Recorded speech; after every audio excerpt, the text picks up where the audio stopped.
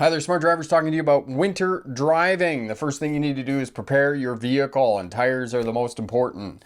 Driving in the winter time, good tires on your vehicle. Make sure that your vehicle gets checked out. If you're not comfortable checking the fluids under the hood, giving it a wax, those types of things, doing your annual maintenance, take it to an automotive technician and get him or her to have a look at it and make sure that your vehicle is good to go for the winter time.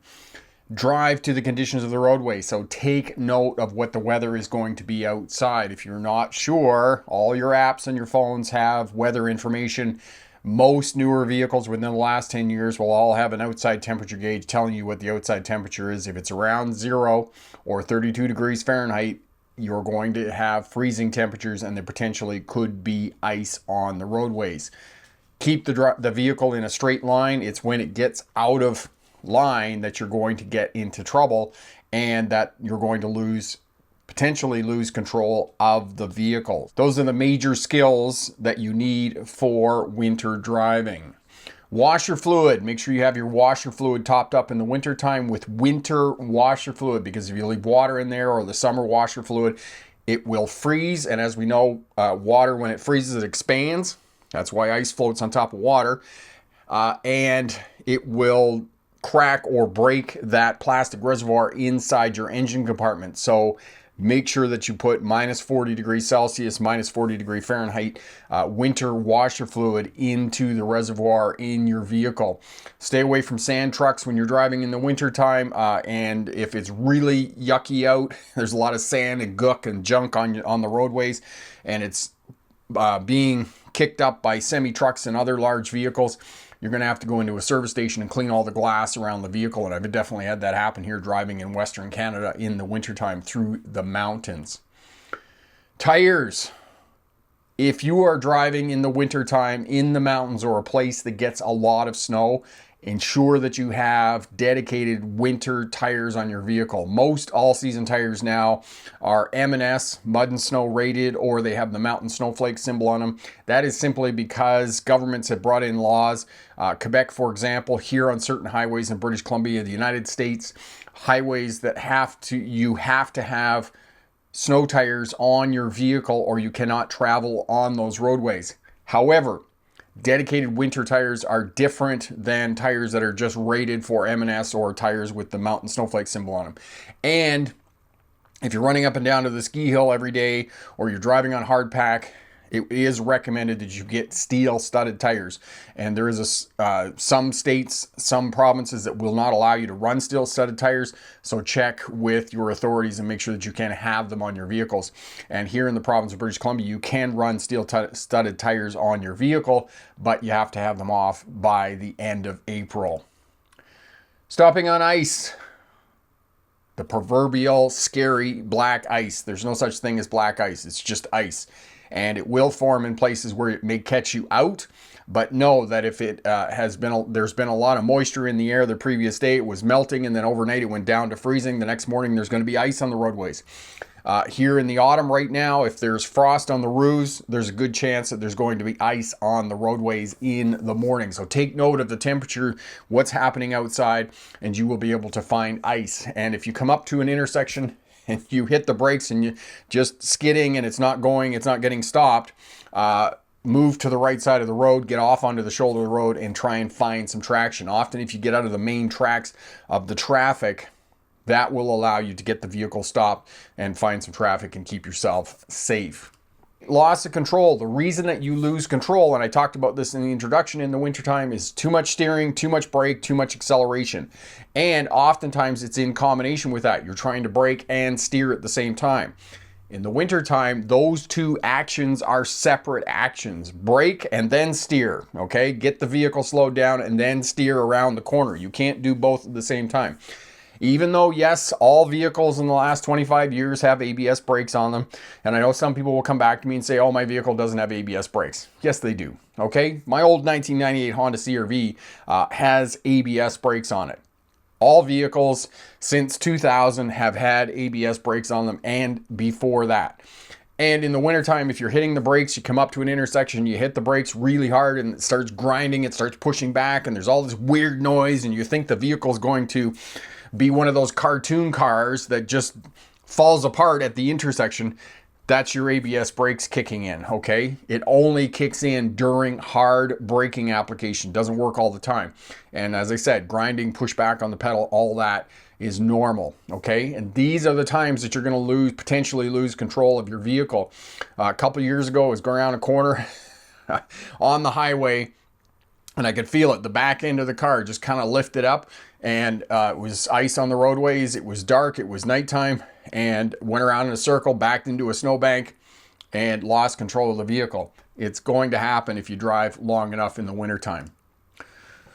Slush and deep snow. If you have slush on the roadways, if you got a lot of dump of snow and then it melts and temperature goes above freezing, you're going to get these big piles of slush on the roadway, and it will push you around. As long as you stay in the main tracks of where all the other traffic is driving, you're going to be just fine. But if you start to change lanes and whatnot, know that you're going to have to hang on to the steering wheel and go slow when you're moving from one lane to the other, so that this slushy snow doesn't push you around. Focus on what you want to do, where you want to go, and in the wintertime, do not pass on curves. If you're on a multi-lane road and you're beside another vehicle and you see a curve coming up, just let off the throttle, get in behind that vehicle, reclaim your minimum safe distance between you and the other traffic on the roadway, and then go around the corner nice and slow, in control. How do you know what speed to travel in the wintertime? The speed you travel in the wintertime is the flow of traffic. It's the one time that you can go with the rest of the traffic, and that will be the correct speed to drive in the wintertime.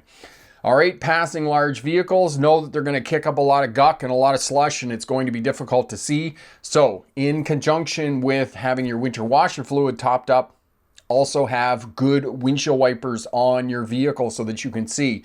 And again, don't pass a big truck on an interstate or a freeway going around a corner, okay? Stay in behind them until it's straight, and then when it's straight, then get going. Because oftentimes what's going to happen on the interstate or the freeway, the plows and the sand trucks are only going to do the inside right lane.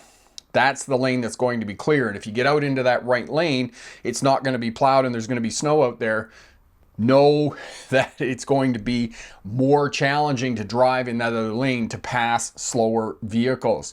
Okay, be aware of changing light conditions, overpasses, cloudy, in amongst the trees and forests and those types of things. And of course, if the countryside or the landscape is covered in snow, if it's wintertime and it's bright, you're going to need sunglasses because you're going to get a lot of glare off the snow in the wintertime. Chop steering. One of the things you can do, and this is an advanced defensive driving technique, if you're going around a corner and you feel that you're starting to lose control, okay, chop steering, okay? Bring the steering back to straight, bring it down, bring it back to straight, and then just keep kind of tugging it to come around the corner. And oftentimes, if you get caught out and you're going a little bit too fast, that kind of chop steering and bringing the steering wheel back to straight will allow you to get the vehicle back under control. It's a technique borrowed from racing, and you can try that. It also works on gravel and other compromised road surfaces that will help you to keep control of your vehicle when you're going around corners when it's slippery and compromised traction, as I said. Skid control. Drive to the conditions of the roadway. Steer in the direction that you want to go. I know there's the people that are, if the vehicle goes into a skid, turn in the direction of the skid. What does that even mean? Turn in the direction of the skid. I don't know. I have been teaching this for so long, I still don't know what that means. It's like, oh, is the back end going that way and I turn that way, or do I turn that way? There's an old Bill Cosby skit on a record player that we listened to when I was a kid. He makes a whole funny comedy skit about it. It's the same thing. Just drive in the direction you want the vehicle to go. That will, you'll be able to figure it out. Do some chop steering, get your foot off the throttle, get your foot off the accelerator, and do not give up. Okay? Get out of the ruts on the roadway and get in to find traction somewhere on the roadway. All that will help you out to keep yourself safe and recover from a skid in the winter time. Okay, steer in the direction you want to go. Try and slow the vehicle as much as possible. Don't give up. Make sure that you're wearing your seatbelt, because your seatbelt not only protects you in the event of a crash, your seatbelt also keeps you in the driver's seat. And it's really tough to to drive the vehicle if you get thrown into the footwell on the passenger side of the vehicle. Can't really steer the vehicle and control it. So wear your seatbelt to keep yourself in the seat and to be able to control the vehicle. Do not give up. This is why many people crash or end up in the ditch, is because they give up. If a crash is imminent, slow the speed of the vehicle as much as possible. Look in the direction you want the vehicle to go. Steer like a crazy person and aim for something small. And that's not a tree, that's not a rock, okay? It's a fence, a hedge, shrubbery, those types of things. Do not hit trees. They don't move. Believe me, you. Rocks, don't aim for rocks either, okay? If it's a choice between a head-on between another car and the ditch, choose the ditch every time. If it's a choice between a sideswipe crash and a head-on, pick the sideswipe crash every time. In a sideswipe crash, it's usually just results in property damage, okay? But again, keep control of your vehicle, wear your seatbelt. That will help you to steer the vehicle like a crazy person and go in the direction that you want the vehicle to go. Okay, conclusion, drive to the conditions of the roadway, have good tires on your vehicle. If you're running around town and you have M&S or snowflake rated tires on your vehicle, you're gonna be just fine. If you're going out in the country, you're driving in the mountains, you're going up to the ski hill every day, then put dedicated winter tires on your vehicle. If you're driving on hard pack where the snow gets packed down and packed down and packed down and they can't scrape it off the roadways, it's just sanded, definitely consider putting steel-studded tires on your vehicle. That is definitely going to give you the maximum amount of traction. Okay, skid control, wear your seatbelt, don't give up, steer in the direction you want to go. Crashing, get the vehicle slowed down as much as possible, aim for something small, and if it's a choice between a sideswipe crash and a head-on crash, pick the sideswipe crash every time. Winter driving, you can do it. It's not that difficult. I know that people are afraid of it. They're more afraid of driving in the wintertime than they are of driving in hurricanes, tornadoes, or forest fires, which boggles my mind a little bit in terms of the psychology of driving. But most of the time in the wintertime, the roads are going to be just fine. All newer vehicles have great traction because they're all-wheel drive, four-wheel drive, or front-wheel drive vehicles. So traction is good. Have good tires on your vehicle, and you're going to be just fine in the wintertime. And remember, pick the best answer, not necessarily the right answer.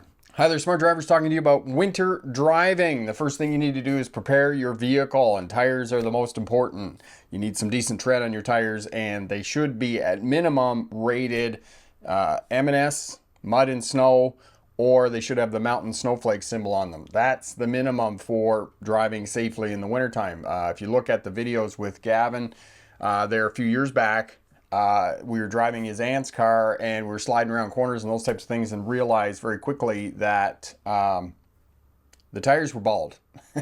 There was no tread on the tires. So tires are important, and make sure that you do all the other things. In addition, checking out your vehicle, making sure the radiator fluid is rated for winter time. Make sure that all the fluids are topped up. Your brakes are good.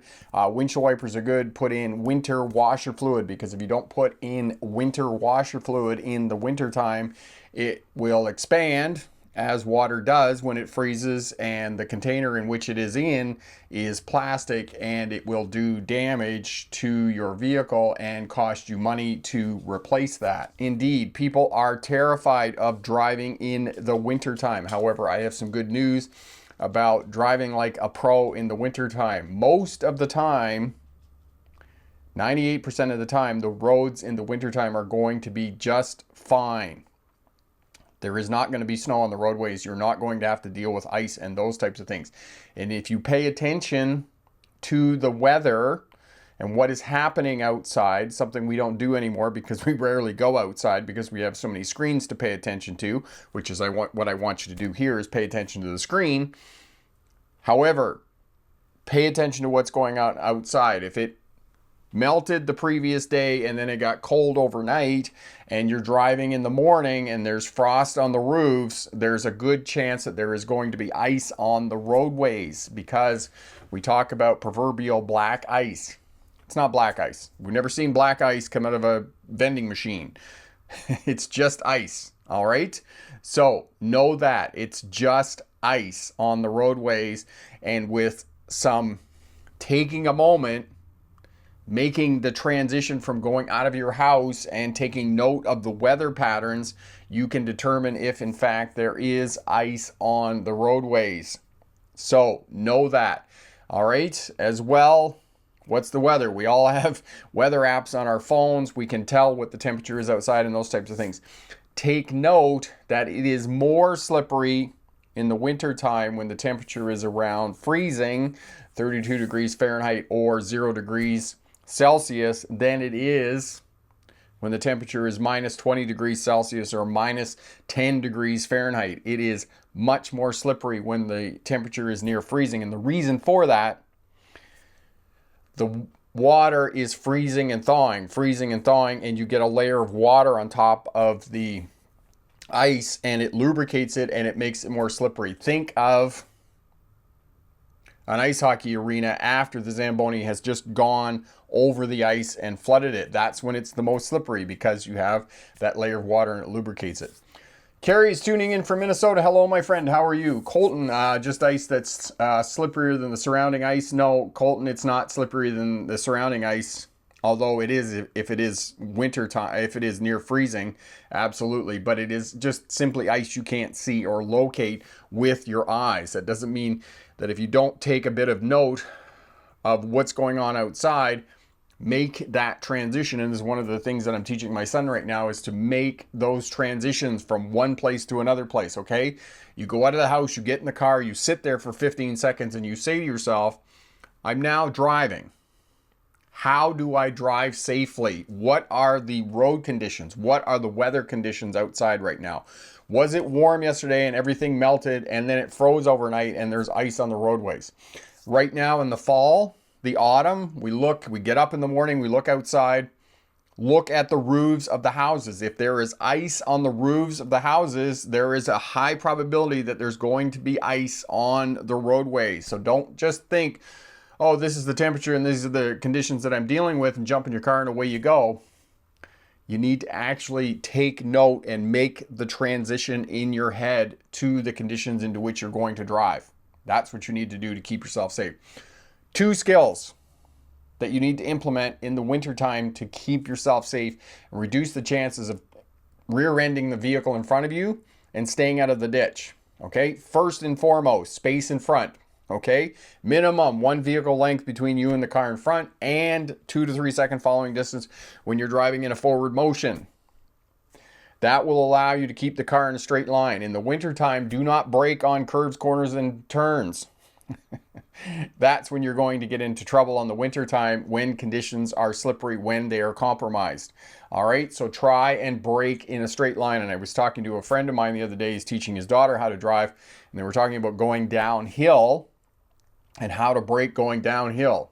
Just brake intermittently as you're going down the hill, okay? Let off the brakes, let it run up 10 kilometers an hour, and then hit the brakes, bring it down 10 kilometers an hour. Now, if you're in the wintertime and there's snow and ice on the roadways and it's slippery, make sure that you're braking when the vehicle is in a straight line, because when the vehicle is not straight anymore, when the steer tires aren't straight, that's when you're going to get into trouble. And a story, 4 or 5 years ago, I was heading down to Vancouver Island to check on my rental property, and I was north of Falkland near Monty Creek, just getting into Kamloops there.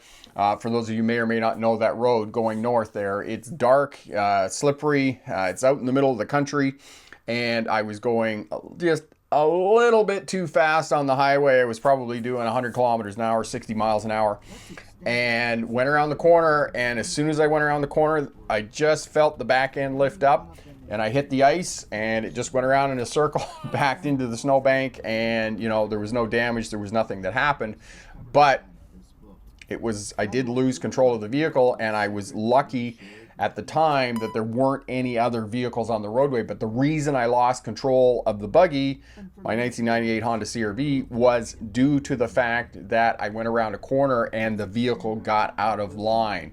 It wasn't because I was braking, it wasn't because I was steering, it was because the vehicle got out of line, it wasn't straight anymore, and I was going just ever so little bit too fast for conditions of the roadway, and that's why I got into trouble. Christopher, here in Federal Way, Seattle. My son and daughter live in Abbotsford in British Columbia there, yes. And you'll hear British Columbians talking about getting snow in Vancouver, getting snow in Seattle. Not Vancouverites talking about Seattle, but if they get snow there in Seattle or Vancouver gets snow, it's much more treacherous to drive. And it goes back to what I was talking about before, that the temperature is around freezing, and that's why it's much more treacherous to drive in Vancouver when it snows than it is in Calgary, Alberta, or Bismarck, North Dakota when it's minus 20 degrees Fahrenheit, okay? Because it is very cold and you actually get traction on the snow and ice, whereas you don't when the temperature is around freezing. Unfortunately, there is a myth that continues to be propagated by all the social media outlets, all the radio channels, the news channels, and everybody else, that when it's minus 20 and it's snowing, they're like, oh my God, we're all gonna die. Oh my God, it's so bad, stay home, okay? It's not. It's actually easier. And the other question that I get in the wintertime is, what speed do I travel at on the roadways? Trust me, everybody is going the speed that you can go on the roadway. So if you just keep up with traffic flow in the wintertime, don't try and keep up with me, because once there's snow and ice on the roadways, the buggy becomes the fastest vehicle on the road. All right, it's the craziest, best winter vehicle I've ever driven in my life. And if there's snow and ice on the roadways, I'm kicking it. Okay, whereas everybody else is doing whatever speed they think they can, and everybody's going to be lined up. Just stay with the flow of traffic and do that speed, and that will keep you safe in the wintertime when you're driving. Marion, what do I do if I'm going down a steep hill with a crossroad at the bottom and the car starts sliding sideways? Marion, you're not going to like the answer to this. Get your foot off the brake. Pop it into neutral if you can. Some of these new transmissions now aren't letting you to pop it into neutral, but you want to pop it back into neutral, and you want to get the tires rolling again. You need to get it rolling. If the tires are not rolling, if they're locked up because you got your foot on the brake or you got the steering wheel turned, that's when you're going to lose control of the vehicle. But if you're going downhill and you're, oh my God, and this is why you panic, and this is why we always panic. We see those videos going downhill, it's a sheet of ice, and the car goes sideways, and they bounce off 3 or 4 parked cars. This is what happens, is they get on the brake, they panic, and they're like, oh my God, I gotta get it stopped. And it doesn't stop. And there's one video in particular, it's in Europe somewhere, and it's the same thing. It's a hill, sheet of ice, and all the cars are coming down, and they're banging off the parked cars, and they're banging off the utility poles, and the transit bus comes down. Well, the transit bus driver knew exactly what to do. He got off the brakes, he got off, kept it in a straight line, steering wheel straight, and just let it roll down with the wheels rolling, and was able to keep control of the vehicle. But once it starts to go, because you'll feel it's called yaw, that once the vehicle starts to turn and come out of that straight line, get your foot off the brake, get your foot off the accelerator, steering wheel back to straight, get it straight, and when you get it straight, that's when you hit the brakes again to get it stopped, okay? Don't gear down, okay? So many people, oh, gear down, gear down. Yeah, they're the ones that are going to end up in the ditch when you gear down, because if you gear down, you potentially risk locking up the rear tires on the vehicle, or the front tires, whichever, if it's rear-wheel drive or all-wheel drive or those types of things. Get it into neutral, okay? Marion says that's Como Lake Drive here in Coquitlam. That was last year I saw that. Yes, and it happens in numerous places. I've seen it in Montreal. I've seen it in Europe. That's what happens. You see the vehicles coming down. It's a sheet of ice, and And the other thing is what I was talking about before about making the transition. If Como Lake Drive is susceptible to becoming a skating rink, and you get to the top of the hill, pull over and check it. Check the road, okay? Walk out and see whether it's icy. Or the other thing is check the traction with your vehicle when you get out on the roadway, okay? Just come up and make sure you check, make sure there's no vehicles around, and just slam on your brakes and see what happens. See if you have traction. Because if you don't have traction, you know that it's going to be super duper slippery. Years ago when I was driving truck, I was running across Minnesota on the interstate and pulled into a rest area to use the facilities. Got out of the truck. I came back to the truck, and the entire grill of the truck, and you know, they're big, right? It's like 4 by 5 feet square is the grill on the front of the truck. It's completely covered in ice. But I'd been driving through rain. It was freezing rain, which you know is one of the most challenging conditions to drive in, because it looks like you're driving in rain, but it's actually freezing as it makes contact with the road surface. And that's what was happening to me, was freezing rain, and I didn't really know it until I stopped and had the front of the grill of the truck completely frozen over. Santosh, what should I consider while planning for a long trip around 245 kilometers? Santosh, 245 kilometers is going to take you about 3 hours. Probably want to drive a couple of hours. That'll take up 200 kilometers and then take a break, maybe have a meal, get back in and then drive the other 145 kilometers, and you are going to be just fine, my friend. Klaus, I think the YouTube video you talking about was recorded in the United Kingdom. Okay, yep, possibly. Christopher, I know how Highway 1 can be out there, no joke, and I-5 in Bellingham, Washington on the way to BC. Yes, all these roads can be slippery in the wintertime. Now, the good news, as I talked to you about before, is 98% of the time in the winter, roads are going to be just fine. They're going to be salted and sanded, those types of things. The other piece of information about driving in the wintertime is the farther you get away from the main roads, the less maintained the roadways are going to be. And we know that when we get a dump of snow in the wintertime, all the main highways are plowed and sanded and salted. But once you get into the suburbs and those types of things, it might take them a couple of days for maintenance crews to get in there and whatnot. And it's because, you know, we just have not had the volume of snow in the last few decades. And because we have not had the volume of snow, most municipalities and cities have gotten rid of their snow removal equipment. As was told here, oh man, it's 7 or 8 years ago, we got 36 inches of snow in 48 hours here in Vernon. And a lot of the streets didn't get plowed until spring. They just never, ever got plowed. So, you know, people were out there, and they're out there with these little skid steers, the bobcats and whatnot, and trying to plow the roadways. And it simply doesn't work. It just doesn't work, especially when you have that volume of snow to try and move. You need big equipment and snow blowers and payloaders and those types of things. And cities and municipalities just don't have that kind of equipment for snow removal anymore. Michael, thanks so much, sir. I will also always be calling you my boss, my mentor. With the help of watching your videos, I passed my G license last week at Owen Sound. That is incredible, Michael. Congratulations on passing your G license there. Great news. Awesome news. Thank you so much for stopping back and letting us know we were able to help you out there. Colton, how bad does the Pacific Coast Highway get in Northern California, Oregon, and Washington during winter?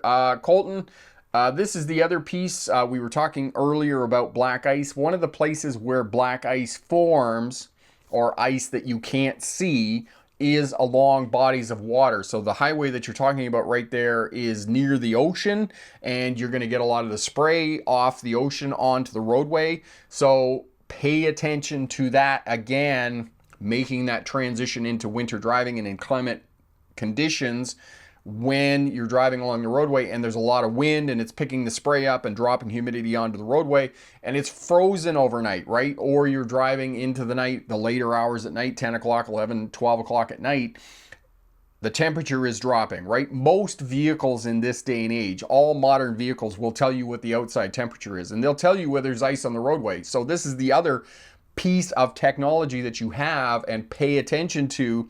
It will tell you whether you have ice on the roadways, right? But the good news is as well, all cars now are all-wheel drive, four-wheel drive, or front-wheel drive. They have really good traction. So if you have decent tires on your vehicle, you're going to be less prone to spinning out. Now, of course, getting stopped is always the challenge in the wintertime. You can get it going. It's easy to get going, but it's more difficult to get it stopped. So the other skill you have to put in place in the wintertime is to slow down back from where you actually want to get stopped and then creep up to where you want to get stopped. Intersections, for example, start slowing down a half a block back, right? I watch people all the time, and one of the bad habits that drivers implement is they start braking too late. And then they hit a bit of ice and they're like, oh my God, it's sliding. What am I going to do? It's not going to stop. And they just panic and they hold the brake down, as Mary and I were talking about earlier. So know that. Slow down, back from where you want to get stopped, and then creep up to where you actually want to get stopped, and you're not going to tailgate or rear end the vehicle in front of you. Marion in Vancouver, its main arteries first get salted, then side road. That's why I asked about the steep road at my old place. Short, steep hill, and then municipality didn't stop it or plow often. Yeah, and the other piece about that, Marion, is they won't plow it or salt it because the city workers, in order to be able to salt and plow that stretch of hill, would have to put chains on the plow or the sand truck, and they don't want to do that. Or they have to figure out some way to go around that they could get to the top of the hill and then come down the hill. But again, they're at the same risk as anybody else because, you know, they're putting sand on the roadways and those types of things, but it doesn't mean they have more traction.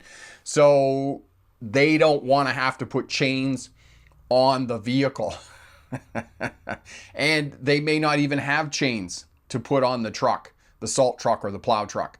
So they're going to avoid it at any cost. And the other piece is when there's snow and there's a lot of roads to be sanded and salted and a lot of roads to be cleared out and those types of things, they're working incredible hours. They're working 20, 35 hours straight driving. Okay. They're tired. Okay. They're trying to get the roads cleared out. They're trying to make hay while the sun shines kind of thing because they get paid a lot of money for doing this. Right. And putting on a set of chains is really going to slow them down. So they're going to avoid doing that if they don't have to. There's only one road in and one road out too. Yes. So they can't get to the top. So the only way they can do it is by putting chains on the vehicle, and they're going to be reluctant to do that because they're in a hurry to get all the work done. Klaus, great dinner. See you. Some of the pass roads in the Alp Mountains in Austria get closed in December and January. And yes, they're going to do that as well. They're going to close some of the roads. It's quite, every now and again, 2 or 3 times in the winter, the Coquihalla Highway, you've all seen the show Highway Through Hell where they're pulling trucks off the Coquihalla Highway. They closed the Coquihalla Highway. There was 4 years ago, we went down to Vancouver Island. We went up over the connector. It's called the connector between Kelowna and Merritt. And we went up the connector, and the connector should have been closed. There was 18 inches of snow. There was this much snow on the connector.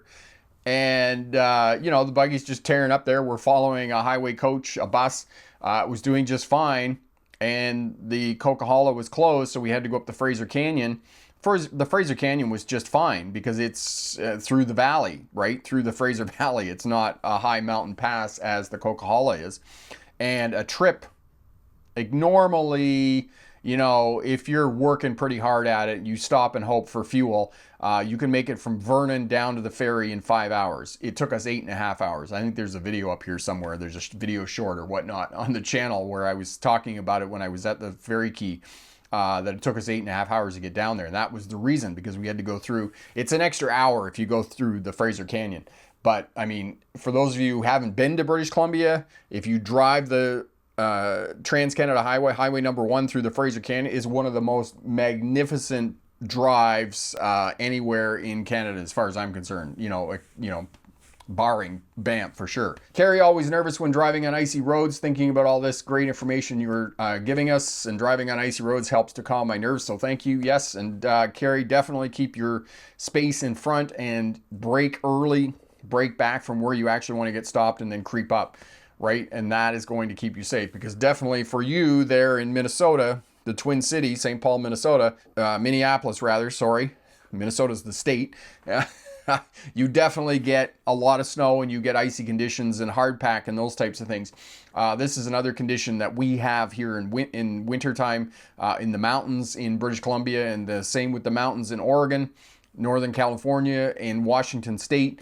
We get hard pack where they don't, it's so cold that they actually cannot plow the roadways. And, it can be interesting driving in the mountains in the wintertime for sure. If you haven't experienced that or haven't done that, that brings driving in the wintertime to a new level. 3 years ago, Tracy and I were heading down to Calgary for the wintertime to visit her folks, and it's 2-lane in places, some places along the Trans-Canada Highway going east from Revelstoke would be probably one of the places you would know here in British Columbia along the Trans-Canada Highway to Calgary.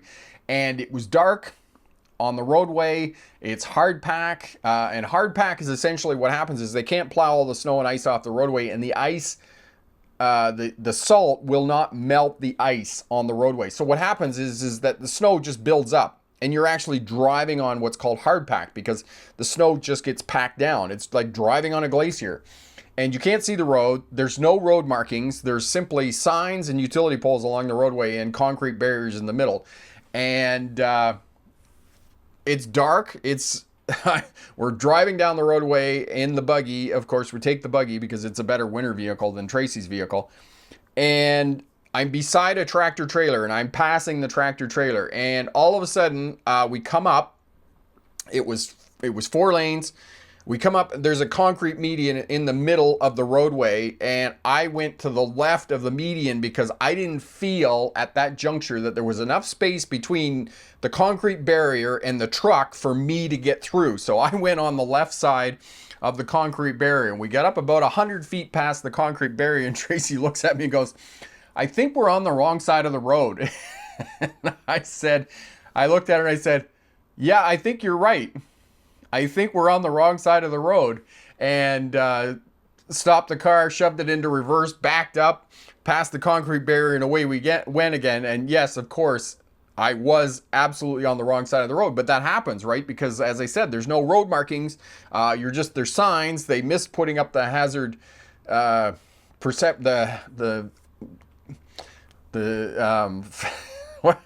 hazard marker sign, the one with the hash marks on it that you pass on one side, and they didn't put that up. So, it was just a concrete barrier, and like all of a sudden it was like, oh, we're on the wrong side of the road. We need to back up. So I just backed up and carried on and passed the truck up the road a little ways farther. But hard pack in the wintertime, here's another piece of driving in the wintertime, driving in the mountains on hard pack. Equip your vehicle with a winter survival kit. Do not travel out into the mountains in the middle of winter because you may not have cell service, okay? There's a lot of places in the mountain passes that you simply will not have cell service in the wintertime. So make sure that you have a winter survival kit. And Corey will put up the video for us on what should go in a winter survival kit. Blankets, a pot, a candle, lighter. Don't use matches because they'll get wet and they won't work. So a lighter is always best. Have some hard candy, some non-perishable food, granola bars and those types of things. Prescription medication, definitely have prescription medication if you need that, right? If you get stuck in the ditch and you have to wait out 12 hours or a day or something like that before somebody comes to find you and get you, you'll need your prescription medication, so make sure you have that as well. As I said, blankets, warm clothes, whatnot, just throw all this stuff in the car if you're going on a long trip through the mountains in the wintertime, and that will keep you safe. And I would also encourage you, ensure that you have winter tires on your vehicle, dedicated winter tires. Don't drive on hard pack in the wintertime in the mountains without winter tires on your vehicle. That is just irresponsible. Okay, so make sure you do that. Colton, driving a tractor trailer on the road made entirely of ice and an 80,000 pound load takes some courage. Yes, it does. Colton, we talked about the ice road truckers before. I watched that show some years ago. There are so many safety protocols in place now that it's really not that big of a deal, right? It's really not that big of a deal. It's not, television really embellishes the story and the risk of what's going on. And, I think I watched Ice Road Truckers 1 episode, maybe 2 episodes. I wanted to figure out how fast they were actually traveling on the ice roads. And I figured out that they were actually traveling at 20 miles an hour, less than 20 miles an hour, 30 kilometers an hour is how fast they were driving. And the reason that they're driving that fast is because when you take an 80,000 pound vehicle and you set it on the ice, it actually depresses or presses the ice down, so the truck actually sits and they're in a little bit of a bowl. And when the truck moves forward, there's a wave in the ice that moves forward in front of the truck. And they're strict. The authorities police this, and they're strict on how fast those trucks can go on the ice, because if the truck goes faster than 20 miles an hour, the wave in front of it doesn't go faster than that, and the truck runs over the wave, and that's what breaks the ice and causes the truck to go through the ice. That's why they can't do more than 20 miles an hour. As I said, there are many, many safety protocols in place with that, and it is actually, in my mind, more challenging to drive through the mountains in the wintertime on hardpack, because you have to put chains on. And the other piece about it, for anybody who's driven through the mountains in the wintertime in a big truck, the weather can change so dramatically. When we drove truck in the early 1990s, we'd come out of Vancouver, we would go through the States, we'd drop down to Seattle, and then we would catch 94 or 94 east across the Snoqualmie Pass. It would be pouring rain in Seattle on the west side of the mountains, the Rocky Mountains. You get to the top of the mountains and there's 8 feet of snow, and you're just plowing through snow, and then you get down, it's slush and sunny and those types of things. So in a very short period of time, in a few hours of time, you're going to go through all kinds of different kinds of weather driving through the mountains in the wintertime. And keeping winter survival kits in the vehicle, one of the drivers that I used to talk to used to keep a case of Campbell's Chunky Soup in the truck in case he got stranded somewhere. And that was what his one of the things his winter survival kit consisted of, was a case of Campbell's Chunky Soup in case he got stranded somewhere in the wintertime. Status: the collision occurred in Whitby, Ontario. This was why my license was suspended and making my way of upgrading my license. It's Paul. When I got in a car collision in 2003 in the snow, not only did I skid and hit, but the vehicle was not insured. Don't let this occur to you. Yes, not good to not have insurance on your vehicle if something happens such as that, unfortunately. So yeah, I'm glad you're recovering from that and getting back on track here for sure. Marion, is it hard to drive on hardpack? No, again, it's not hard to drive on hardpack. Again, if you've got dedicated winter tires on your vehicle, keep the vehicle in a straight line. And usually when it's hardpack, as I said, it's going to be cold, minus 20 degrees Celsius, minus 10 degrees Fahrenheit in the mountains, which provides a lot of traction, especially if you have dedicated winter tires on your vehicle, which are going to provide good traction when you're driving through the mountains in the snow and those types of things. As well, when you have hardpack, maintenance crews and other people know that it's hardpack, and they just dump an enormous amount of sand on it, so you get a lot of traction. Now, saying that, the other piece about it, Marion, is make sure that you have your windshield washer fluid topped up. And for those of you going on any kind of a long trip in the wintertime, make sure that you have winter washer fluid topped up in the wintertime, because I believe there's another video here somewhere on the channel, a very long time ago I made it. I was coming back from Vancouver Island in the wintertime. The yuck and the slush and the dirt and the crap that comes off the roadway, especially when you go past tractor trailers, you need your windshield wipers on full, and they're just throwing this slush and mud and sand onto your windshield. So you're going to need to do that. And the other piece about it is you're probably going to need to stop intermittently at fuel stations and start cleaning the glass off on your vehicle, because it's not just your windshield. Your mirrors get caked in it, the side windows all get caked in it, and the car is just completely caked. And I know there's some pictures here somewhere of the buggy after I've driven through the mountains in the wintertime where you have that spray. And so, saying that, winter wash fluid, make sure that you have good windshield wipers on your vehicle in the wintertime. Trico windshield wipers, 4 years now I think I've had the windshield wipers. Maybe Corey can look at the video. That's when I put them on the buggy. The passenger windshield wiper just gave up the ghost. It just disintegrated the other day. It's got a piece of rubber hanging off of it. So those have to be replaced. They are my recommendation in terms of windshield wipers for your vehicle. They cost a little bit more money, but they're really excellent windshield wipers. Emily, how do you swap windshield wipers on your own? Emily, it's going to depend on your vehicle, but there are auto parts stores that will put them on for you. So you can do it on your own. I'm sure there's lots of YouTube videos here. I always fight with them a little bit when I try and figure out how to get them. Some of them just clip on.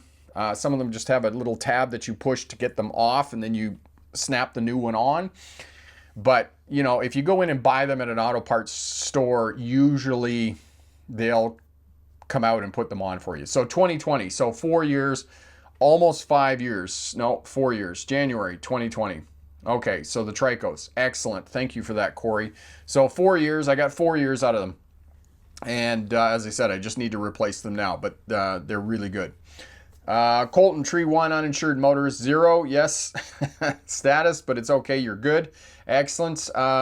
Klaus, why didn't you stay behind the semi-truck? Remembering the ESP system isn't helping everyone in the winter. In the Austria Alps, you have to have snow chains in your car. If not, you cannot go. Okay, so I was passing the truck because the truck was going slow uphill. And then we came to that bit and I was like, yeah, I'm not going to fit between the concrete barrier and the big truck. And so I bailed onto the left side of the concrete barrier. As well, there wasn't any oncoming traffic in the other lane. And so it was one of those split-second decisions that you're like, oh, I'm not going to fit through there. And that's exactly what it was. It was just a split-second decision. And then it was like we were 100 feet up the road. We were both like, I think I'm on the wrong side of the road. Yep. And so you just stopped the car, slammed on the brakes, backed up, and away we went again, right?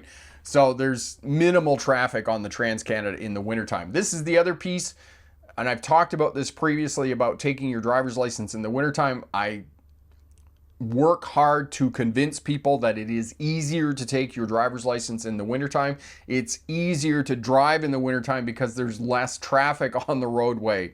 That night that we were driving to Calgary, we drove to Golden, British Columbia, and we stopped there and stayed overnight in a hotel. I now recall that because it went down to minus 35 degrees Celsius, which is minus 20 degrees Fahrenheit. Maybe minus 25 degrees Fahrenheit. It was super cold. And here's the other piece of driving in those extreme cold temperatures in the wintertime. If you stop your vehicle and park it outside, it's not in a garage, go and fill up the fuel tank before you park the vehicle at night, because every fuel tank on every car has water vapor in it. There is some water vapor in it. And when you drive the vehicle, the inside of the fuel tank warms up, right? And that water vapor becomes steam. It becomes not steam, it becomes vapor, right? And it's floating around, it's mixed in with the fuel and those types of things. But when you park the vehicle and the liquid inside the gas tank begins to cool down, the water freezes. It becomes liquid and it freezes, and then it becomes a solid, and it will potentially freeze your fuel lines. So to prevent that from happening, fill up the fuel tank before you park the vehicle at night. And when we got to the hotel in Golden, I went to the fuel station, I filled up the fuel tank, and then I parked the buggy that night. And, you know, the other thing my mom said to me, and I didn't know, I never thought about this afterwards. She said, put a blanket on the fuel, not on the fuel, put an old blanket on top of the engine at night to keep it warm. I never heard of that, but, you know, cars weren't always electronic fuel injection and really easy to start in the wintertime. So this is another trick, an old trick that you could do, is get an old blanket and put it on top of the engine when you park the vehicle at night. But more important, fill up the fuel tank before you park it. And then the next morning when I went out, and you know, the buggy's 27 years old, 26 years old, you know, it fired right up. It didn't like it, but it fired right up. And away it went. But, you know, and I said to Tracy, I said, you know, it's going to be 45 minutes before we get any heat out of this thing. And it was 45 minutes. Really what I should have done was gone and found a piece of cardboard and tried to get it down in front of the radiator to prevent some of the cold air coming through so I could get some heat out of it, because it was a while. And I was using a credit card to scrape the ice off the inside of the windshield while I was driving down the road, because the defrost wouldn't work against minus 35 degree temperatures there in the wintertime. So these are some of the things you need to think about when you're driving in the wintertime. and driving on hard pack and driving in the mountains. This is these extreme cold temperatures. Marion, the truck driver, laughed at me. No, I'm sure he did. I'm sure he was like, what's that dummy doing? I'm sure that's exactly what he was saying. What the name of the wipers were. Thank you. Okay, excellent. Eric, everyone, my favorite wipers are the Bosch. Yes, and those work well too. And actually, you know, I'm not being sponsored by Trico. I just put them on the vehicle. They work really well. I had some windshield wipers before that. I can't remember what they were, but windshield wipers, you probably don't even know this. I didn't figure this out until I put a pair of windshield wipers on the vehicle that wouldn't work. They only wiped going down. They didn't wipe going up. And windshield wipers need to wipe the rain going both down and going up. And the one windshield wiper only worked going down. Of course, we're in pouring rain. We're going down to Hope. And the windshield wipers weren't working correctly on the vehicle. So that's another thing. Make sure you have good windshield wipers. Joshua, I passed my road test in May 2024, partly thanks to your videos. Brush up lessons, the old test day video you have really helped me. I'm visiting Canada until April 2025. Awesome, my friend. And where are you from, Joshua? Welcome to Canada. I'm happy to hear you're having a great time here.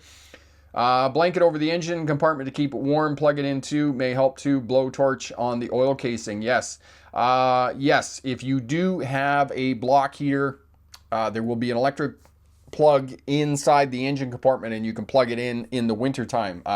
Cars in Minnesota, North Dakota, Alberta, they're all going to have these block heaters that will allow you to plug it in overnight. We had a block heater on the Nissan Pathfinder that we had when we lived in Ottawa. There were quite a few nights that it was minus 30 degrees Celsius, minus 20 degrees Fahrenheit, that we did in fact have to plug in the Pathfinder, and it really helps out to get them going in the morning. And make sure that you have the right oil weight in your vehicle. 10W30, 5W30, the W, 5W does not stand for winter, it stands for weight, okay? And it's the viscosity of the oil. And when temperatures get down to minus 30, if you've put the wrong oil in your engine, and usually, you know, a shop is going to take care of this, but if you're doing your own oil changes, make sure that you put the recommended oil into your vehicle. Otherwise, it won't turn over in the wintertime because the oil is too thick. It's like corn syrup, and the engine can't, the pistons inside the engine can't go up and down. So make sure you put the right oil in your vehicle too. Marion, my mom used to wrap a blanket over the hood of the Volkswagen Beetle at night because the car wouldn't start if it was cold. Yes, and all kinds of stories about old cars in the 1950s, the 60s, 70s, well into the 80s before they, the automotive technology of electronic fuel injection, where people would start fires under the engine, not to set the car on fire, but to warm up the oil in the engine before they tried to get it started. Lots of people would take the battery out at night. They would unbolt the battery, take it out of the car, and take it in the house, and then they would take it back out and put it in the car in the morning before they took off. Blankets over the hood, those types of things. All kinds of tricks that you had to do to get the vehicle going in the wintertime. And then, of course, there's the diesel engines, and it gets cold at all, and you had to spray ether into the filter to get the old diesel engine to get going in the wintertime. I can remember many tractors, not only tractors, diesel trucks. One person's cranking it over and the other person's spraying ether into the filter to get the thing started. And they just make one heck of a racket when it's cold in the wintertime trying to get an old diesel engine trying to get going. Joshua, I'm driving a Tucson 17 with Ice X Michelin tires, but the other day I was skidding in Stony Trail, first snow of the season, Calgary, pretty scary experience. Yes, keep it straight, brake, straight lines, those types of things, and that will keep you safe in the wintertime. You only do it once, and then you start slowing down and figuring out how things work in the wintertime and whatnot. Years ago when I first got my license, decades ago, when I first got my license, I had a 1971 GMC pickup truck. This is before ABS brakes and those types of things, good tires and whatnot. And going to turn right at an intersection, hit the brakes, it was slippery, and the truck just kept going straight with the steering wheel turned, and I didn't realize, steering and braking are two separate actions in the wintertime. So this is the other piece that you got to figure out in the wintertime, is that steering and braking are two separate actions. Retired, do you have a video on how to drive in the snow? Yes, I do. I have a number of videos. Corey will put up a video, the playlist for you on that. When driving on icy roads, Carrie, what is the best way? Again, Carrie, take time, make the transition. Okay, it's snowy, it's icy. What is the temperature outside? If the temperature is around freezing, know that it's going to be more slippery. Keep that space, 2 to 3 second following distance in front of your vehicle. Brake early and then creep up to where you want to get stopped, and all that is going to help you out in the wintertime and keep you safe. And also, what kind of vehicle do you have? You, Carrie, just remind me, I'm sure it's a Subaru that you have. You're going to be just fine with that Subaru. It's going to have great traction for you in the wintertime, and you just, go slow, brake early, creep up to the intersection, get stopped. All that is going to help you out and keep you safe in the wintertime. You're going to be just fine. Eric, we use Bridgestone snow tires, best tires for icy, slippery conditions, it seems. Excellent. Yeah, it depends on your preference. There are so many different kinds of tires and windshield wipers and those types of things on the market. Whatever works best for you is what you need to be using, for sure. Epic, importantly, when using studded tires, you must know there is a certain time period when you have to use it. Otherwise, you have to use all-season tires that are designed to drive in the snow. Yes, exactly what Epic was saying. Here in British Columbia, if you have steel-studded tires on your vehicle, you have to have them off by the end of April. The 30th of April is the last day that you can have them on your vehicle. Otherwise, you could be pulled over and have a fine. I don't know why other people would be driving on dry concrete with steel-studded tires. If you've ever had them on your vehicle, they are so noisy.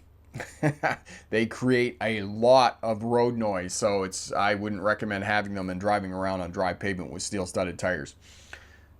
Klaus, in Germany, we have the right-of-way priority rule when there isn't a stop or giveaway sign on the intersection. Know that before you come here. Excellent. Thank you for that information. Marion, I have a break in the lower right windshield, which I should fix before I do my full test.